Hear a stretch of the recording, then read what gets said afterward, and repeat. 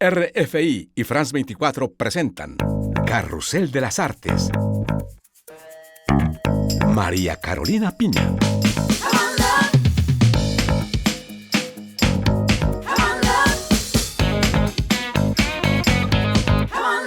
Un gusto saludarles desde el corazón de París para este número especial de Carrusel de las Artes en torno al surrealismo, corriente artística que cumplió 100 años en 2024. El Centro Pompidou de París explora cómo floreció el surrealismo. La corriente nacida en París se extendió por todo el mundo, incluso hasta América Latina. Visitamos la exposición Los 100 años del surrealismo.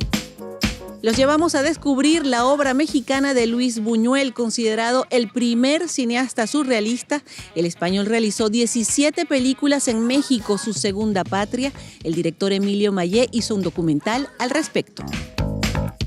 Y en nuestra crónica musical hablaremos de Erik Satie y Boris Vian, dos embajadores franceses de la música surrealista.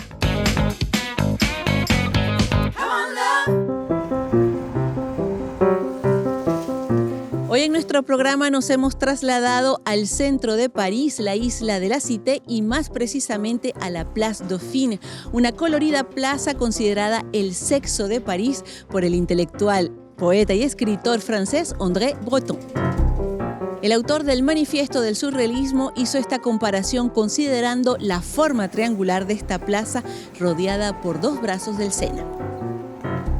El caso es que fue en París donde surgió esta corriente artística y literaria que se propagó por el mundo, y para entenderla y celebrarla, el Centro Pompidou de París presenta una exposición sobre este movimiento que permitió la aparición de artistas como Dalí o Magritte. París, 1924, Europa intentaba recuperarse del horror de la Primera Guerra Mundial. Para un grupo de intelectuales y poetas debía surgir una nueva forma de arte que superara la realidad. La llamaron surrealismo. Marie Sarré es comisaria de la exposición dedicada a esta corriente artística en el Centro Pompidou. Los surrealistas consideraban que el racionalismo de la Ilustración había conducido al desastre de la Primera Guerra Mundial. Juraron liberar el arte de la razón para volver al inconsciente y a los sueños. Al inconscient et au rêve. El Manifiesto del Surrealismo, texto teórico fundador de la corriente, es obra de André Breton, un poeta francés, adepto de un psicoanalista muy en boga en la época, Sigmund Freud. Celui qui va élever le rêve. Salvador Dalí llegó a París en 1929, conoció a los surrealistas y dotó al surrealismo de un método, la paranoia crítica, que consistía en dibujar y pintar sobre el lienzo el delirio, el sueño onírico. Le délire, le rêve onirique. Le surrealisme est sans aucun doute. El surrealismo es sin duda el movimiento que más protagonismo dio a la mujer. La musa como tal no existe en el surrealismo. Los modelos femeninos de los surrealistas eran mujeres que se rebelaban contra el orden establecido. El erotismo es un tema central, pero no es del dominio exclusivo de los hombres.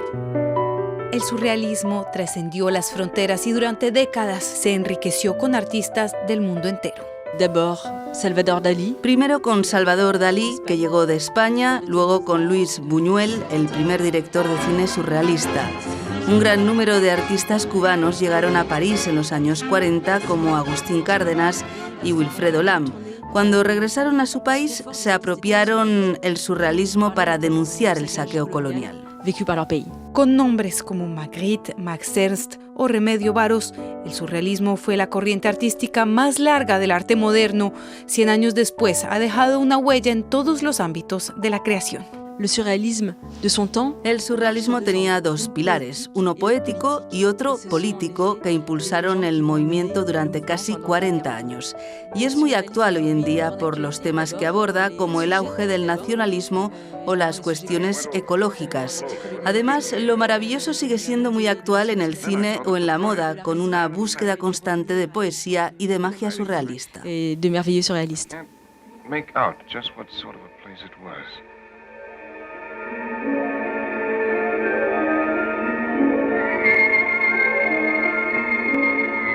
Al París de los surrealistas llegó en 1925 el español Luis Buñuel y fue en la capital francesa donde filmó su obra más surrealista y emblemática, Un perro andaluz. Pero el español también tuvo un periodo muy latinoamericano, ya que fue en México donde filmó 17 de sus películas.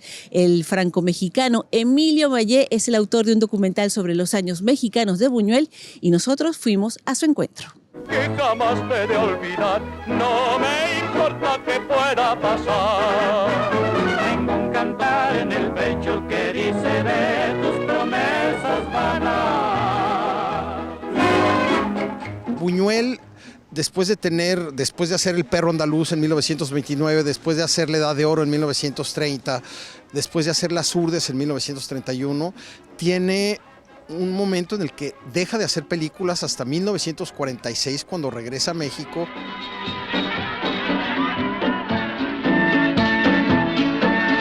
Los Olvidados fue una película que le trajo no problemas, porque nadie lo podía inculpar de nada, pero a la gente no le gustó porque es una mirada sin concesiones del México pobre.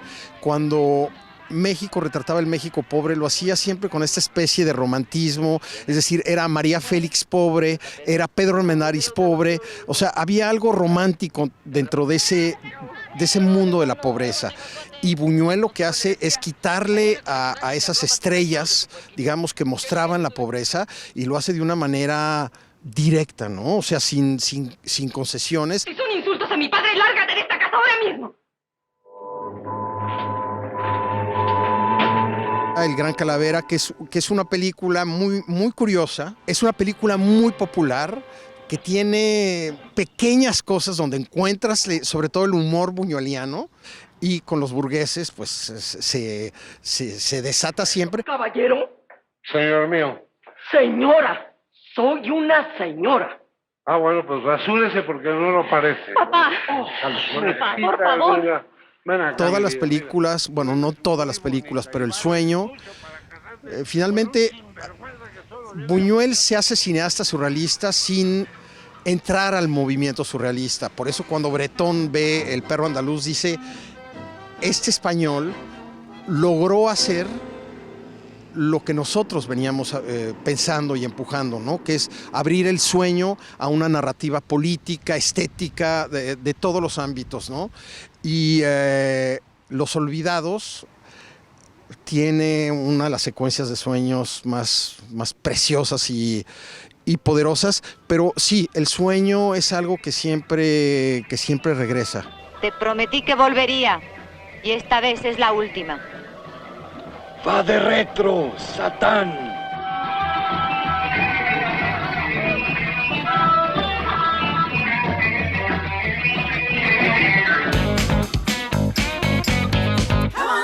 Y ahora en nuestro programa sobre el surrealismo les vamos a presentar nuestra crónica musical y para eso tenemos ya con nosotros a Natalia Olivares. Hola Natalia. Hola María Carolina.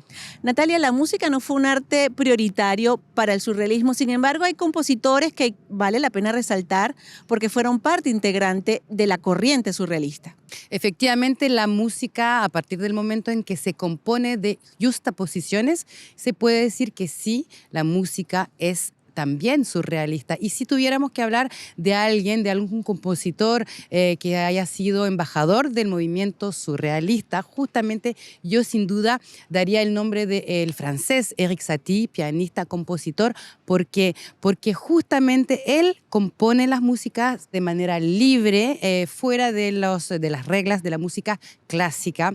Puso la música en el medio de ese laberinto del pensamiento surrealista. Y a partir del momento en que la música es insolente y es libre, para mí la música es surrealista. Te invito a escuchar Les Gymnopédies de Erik Satie.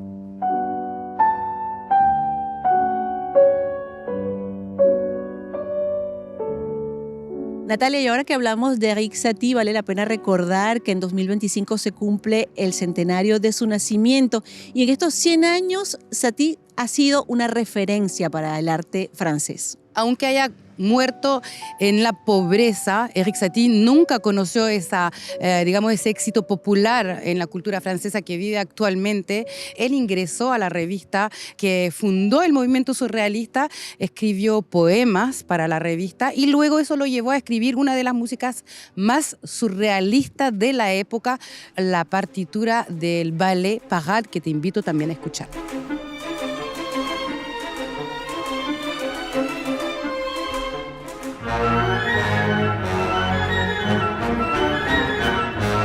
No sé si lo escuchaste, pero por ejemplo los sonidos percusivos son sonidos de la máquina de escribir y eso es lo que simboliza la escritura y la música surrealista. Utilizar sonidos de la vida cotidiana, utilizar sonidos de lo absurdo para hacer música y también plasmar todos los sueños, por ejemplo, plasmar en la música lo que se soñó. Y eso también se ve en el cine y Éric Satie justamente escribió toda la banda original de una película surrealista que se llama Entr'acte, de otro gran surrealista que es René Clair.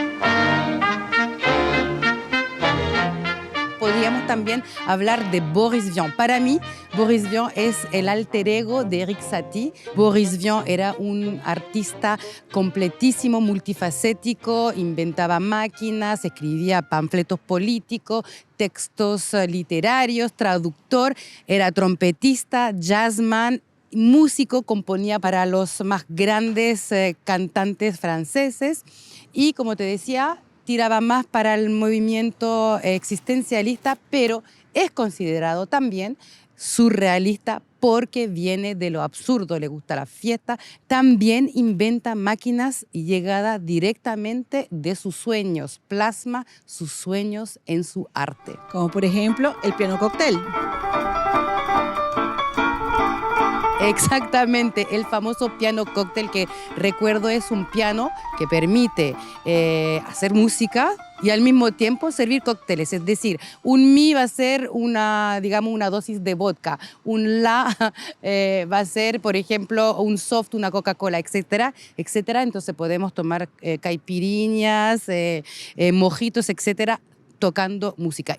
Y para probarte, María Carolina, que efectivamente Boris Vian fue un músico surrealista, él también, les propongo escuchar esa canción que se llama La Canción Surrealista, cantada por Henri Salvador.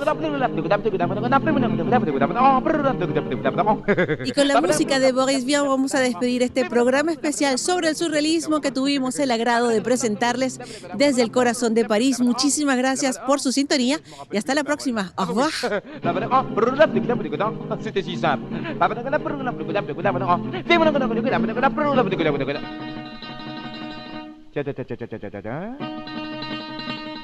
Excusez-moi, téléphone. Allô?